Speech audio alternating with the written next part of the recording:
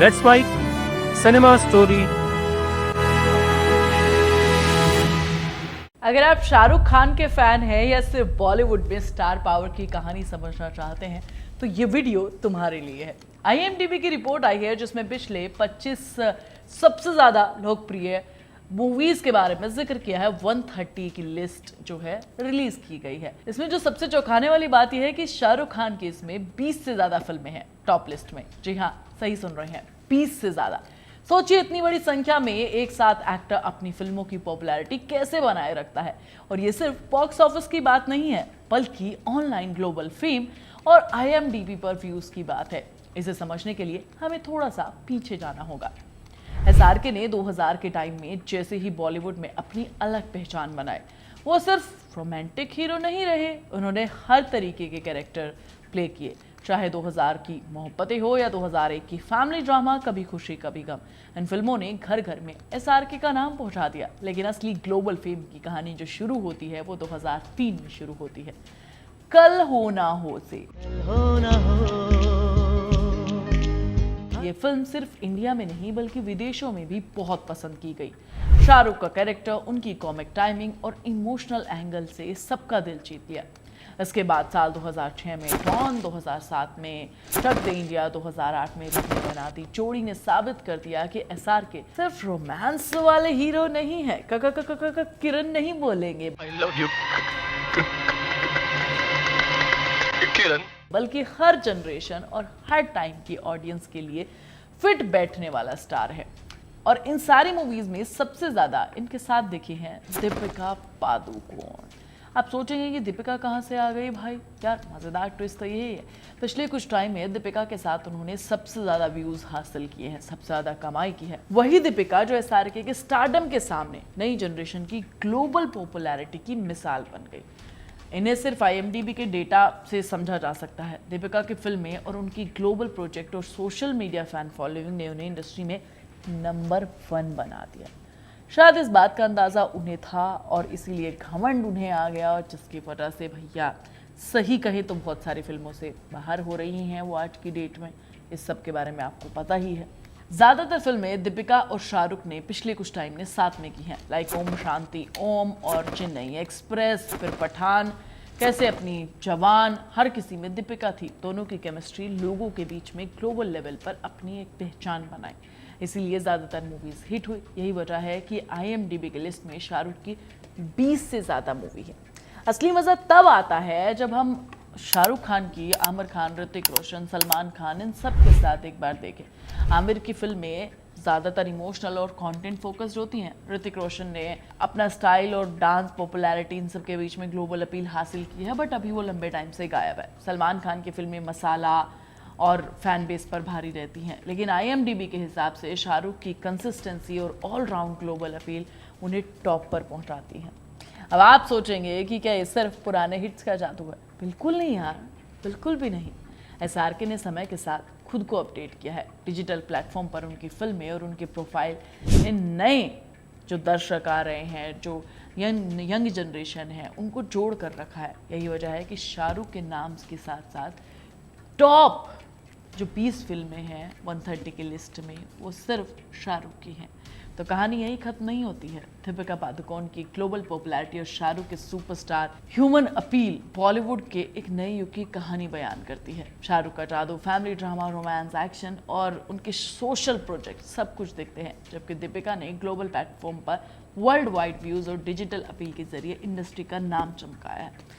तो लास्ट में सवाल आपसे ये है कि शाहरुख का स्टारडम का जादू अभी भी बॉलीवुड का असली गेम चेंजर है या फिर नहीं? मुझे कमेंट करके जरूर बताना।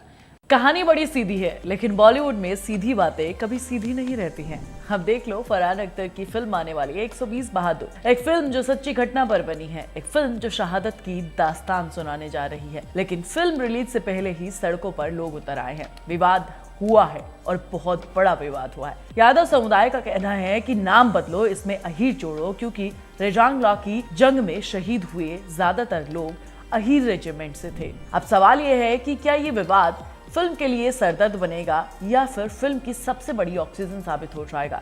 अगर बॉलीवुड का पुराना ट्रैक रिकॉर्ड तुम्हें दिखाऊं तो जवाब साफ मिलता है। जितनी बड़ी कंट्रोवर्सी उतनी बड़ी मूवी हिट होने के चांसेस। याद करो पद्मावत को जब पद्मावती से पद्मावत किया गया था तो करणी सेना ने सड़कें जाम कर दी थी, थिएटर्स में तोड़फोड़ हुई थी, दीपिका पादुकोण, संजय लीला भंसाली को धमकियां मिली थी, लगा था कि फिल्म रिलीज ही नहीं हो पाएगी, लेकिन नतीजा बॉक्स ऑफिस पर 500 करोड़ का बिजनेस और बॉलीवुड के लिए गोल्डन इतिहास। सच में आदिपुरुष के टाइम पर भी यही हुआ था। फिल्म को लेकर बहुत सारी बातें हुई, रामायण जैसे पवित्र ग्रंथों के किरदारों को अजीबोगरीब डायलॉग्स देकर जो मजाक बनाया गया, हंगामा हुआ, इतना कि पब्लिक ने फिल्म को सोशल मीडिया पर बैन करने की तक मांग की। लेकिन एक हफ्ते तक पूरे देश में सिर्फ इसी की फिल्म के बारे में बात हुई और हुआ क्या, 300 करोड़ की ओपनिंग लेकर चली गई है फिल्म। हाँ, बाद में फिल्म डूब गई, लेकिन ये साबित हो गया कंट्रोवर्सी बॉलीवुड की सबसे पक्की पब्लिसिटी मशीन है। अब ये फॉर्मूला 120 बहादुर पर भी है, जो फिल्म रिलीज से पहले ही हरियाणा और यादव बेल्ट में चर्चा का विषय बन चुकी है। गुरुग्राम में लोग धरने पर बैठ गए हैं, हाईवे जाम हो रहे हैं, मांग उठ रही है कि नाम बदलकर 120 अहीर बहादुर कर दो। सोचो अभी तो ट्रेलर भी नहीं आया और पूरे नॉर्थ इंडिया की हेडलाइन बन चुकी है ये फिल्म। असल में बॉलीवुड को अब समझ आ चुका है कि पब्लिसिटी के लिए लाखों करोड़ों रुपए खर्च करने से अच्छा है कंट्रोवर्सी मिल जाए तो news channel, social media, public खुद ही फिल्म की मुफ्त में मार्केटिंग कर देती है। लेकिन 120 बहादुर की बात थोड़ी अलग है, क्योंकि ये फिल्म कोई फिक्शनल कहानी नहीं है। 1962 में रजांग लॉ की 120 भारतीय सैनिकों ने 3000 सैनिकों का सामना किया था। ये लड़ाई भारतीय आर्मी के इतिहास की सबसे ज्यादा वीरता को दिखाती है और यहीं से इसमें ज्यादातर जवान यादव समुदाय से थे। अब जब समुदाय कहता है कि फिल्म के टाइटल में हमारी पहचान जोड़ो, तो ये मांग सिर्फ एक मांग नहीं है बल्कि इज्जत है। लेकिन फरहान अख्तर और मेकर्स के सामने अब दुविधा ये है कि अहीर जोड़ दिया तो फिल्म को पैन इंडिया लेवल पर हम किस तरीके से दिखाएंगे। ये सिर्फ एक रीजनल पहचान तक सीमित रह जाएगी और अगर नहीं जोड़ा तो समुदाय का गुस्सा बढ़ेगा, फिल्म का बहिष्कार होगा। अब यहाँ आता है वो एंगल जिससे बॉलीवुड वाले अंदर से जानते हैं लेकिन बोलते कभी नहीं है। बाइकआउट का डर कभी कभी फिल्म को और भी बड़ी बना देता है। याद करो पीके का मामला आमिर खान की फिल्म थी जिसमें भगवान और धर्म पर सवाल उठाए गए थे। कंट्रोवर्सी इतनी बड़ी हुई कि सिनेमा हॉल के बाहर प्रदर्शन हुए, पोस्टर फाड़े गए, लेकिन फिल्म का क्या नतीजा हुआ? 700 करोड़ से ज्यादा का कलेक्शन किया। भारत की आज तक की सबसे बड़ी हिट फिल्मों में से एक है। ऐसी एक और फिल्म है, नाम बताती हूँ तो मैं शायद याद आ जाएगा, गेस करो। OMG, oh my God. Akshay Kumar और परेश रावल की इस फिल्म ने भगवान पर सवाल उठाए थे। पब्लिक, पॉलिटिशियन, मंदिर संगठन सब भड़क गए थे, कोर्ट तक केस हुए। लेकिन इस फिल्म का क्या हुआ? 20 करोड़ की लागत में बनी है फिल्म 150 करोड़ का बिजनेस करके दिखाती है, कल्ट क्लासिक बन जाती है। 120 बहादुर का भी यही हाल हो सकता है। कंट्रोवर्सी बढ़ेगी, सोशल मीडिया पर लोग शोर मचाएंगे, हैशटैग ट्रेंड करेंगे, बायकॉट बॉलीवुड, लेकिन पब्लिक थिएटर में जाकर इसे जरूर देखेगी। अब आखिर में बात यह कि भाई इतना बवाल हो क्यों रहा है? एक फर्क है जो यहाँ पर मैं आपको बताने वाली हूँ। पद्मावत, पीके, OMG जैसी फिल्में से कंट्रोवर्सी सिर्फ धार्मिक और सामाजिक भावनाओं से जुड़ी हुई थी, लेकिन यहाँ मामला सीधा सैनिकों की शहादत से जुड़ा है।